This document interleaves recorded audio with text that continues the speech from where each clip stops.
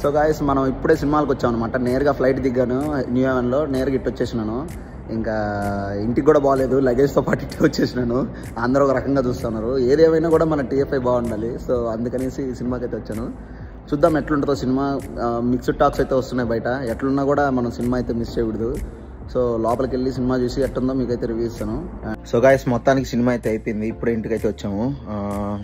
ఒక్క ముక్కలో చెప్పాలంటే సినిమా, నేను ఒక రామ్ చరణ్ ఫ్యాన్గానే చెప్తున్నా. సినిమా అయితే యావరేజ్ ఉంది. అంటే ఎట్లా చెప్పాలంటే ఫస్ట్ నాకు బయటికి రాగానే కాసేపు మైండ్ అర్థం కాల, సినిమా బాగుందా బాగాలేదా అసలు నాకు అర్థం కాల. కాసేపు కూర్చొని ఆలోచిస్తే it was a routine story కానీ విత్ సమ్ అన్ప్రెడిక్టబుల్ ట్విస్ట్. కానీ ఆ అన్ప్రెడిక్టబుల్ ట్విస్ట్స్ కూడా ఏం గొప్పగా ఏం లేవు. ఓకే గుడ్ అనిపించింది.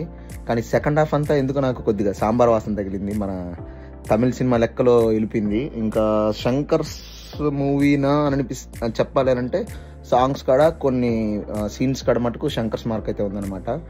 So and that's it. నా రేటింగ్ అయితే నేను ఒక 6.9/10 అయితే ఇస్తాను. వీడియో నచ్చినట్లయితే సబ్స్క్రైబ్ చేసుకోండి. Bye bye.